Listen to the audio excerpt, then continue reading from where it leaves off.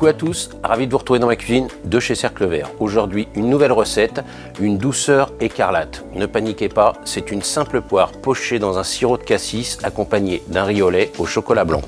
Comme d'habitude, avant d'attaquer, je vous laisse découvrir les produits que j'ai sélectionnés dans le catalogue de chez Cercle Vert. Moins de sucre et plus de fruits dans cette recette équilibrée de poires au sirop de chez Charles et Alice. De très belles tenues à la cuisson, ces poires vous procurent une grande douceur en bouche. Le riz rond de Camargue IGP Taureau Ailé professionnel constitue une base idéale pour cuisiner vos desserts. Ces grains ronds et brillants libèrent plus d'amidon et offrent une texture moelleuse et fondante. Voici un riche chocolat blanc crémeux de chez Véliche. Proposé en pépites de chocolat, il est idéal pour vos mousses, pâtisseries, gâteaux, desserts et enrobages. Le goût puissant et intense de cette crème de cassis de l'héritier Guyot ravira les connaisseurs éclairés. Elle est exclusivement composée des baies de cassis noires de Bourgogne. Savoureux mélange d'amandes et de noisettes, le pralin haché de Sainte-Lucie apportera du croquant à toutes vos préparations.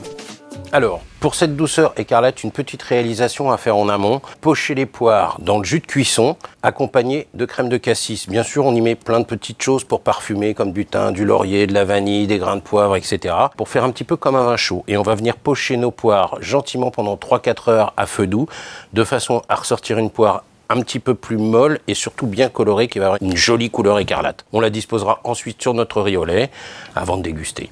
Alors maintenant, nous allons passer à la cuisson du riz au lait. Donc j'ai tout simplement mis un mélange de lait, crème, vanille et zeste de citron. Je vais y mettre mon riz rond que j'ai préalablement juste blanchi quelques minutes pour retirer l'amidon de façon à ne pas en avoir de trop. Je veux retrouver en fait un riz au lait qui soit très onctueux et pas trop collé. Donc c'est pour ça que je l'ai blanchi un petit peu avant. Donc là, je rajoute le riz blanchi. Et là, c'est pas compliqué, je vais baisser la température et je vais laisser mijoter tout doucement jusqu'à la cuisson finale du riz. Là, on va venir rajouter notre chocolat blanc. On vient tout simplement le faire fondre dans le riz au lait. Vous voyez, un riz au lait bien crémeux, c'est exactement ce qu'on veut. Ça lui donne une petite couleur ivoire, c'est très joli.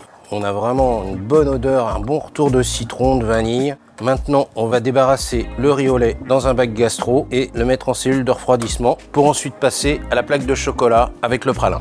Alors, dernière petite chose à réaliser pour ce dessert, on va faire une plaque de chocolat blanc. Donc, j'ai une petite astuce qui vaut ce qu'elle vaut, mais pour éviter de le tabler, je fonds mon chocolat à la température d'utilisation, c'est-à-dire 31 degrés, ce qui fait que mon chocolat sera quand même vraiment cassant et relativement brillant. Donc, si on n'a pas le temps de le mettre au point, c'est quand même un gros avantage. Donc là, je vais tout simplement verser mon chocolat sur une feuille de papier guitare. Donc l'avantage, c'est que sur le papier guitare, c'est pareil, ça va aider à bien briller. Si vous n'avez pas de papier guitare, vous pouvez faire ça sur du papier sulfu, c'est pas gênant. Tout simplement, j'étale mon chocolat et je viens parsemer avec mon pralin. On va rajouter un petit peu de thym citron qui va rappeler le thym que j'ai mis dans le sirop de cassis. On termine avec un petit zeste de citron jaune. Donc là, nous, pour notre recette, on va détailler à l'emporte-pièce de façon à faire un cercle avec un petit trou au milieu pour le reposer sur la poire. Mais vous pouvez aussi tout simplement l'utiliser comme ça en cassant des morceaux de plaque.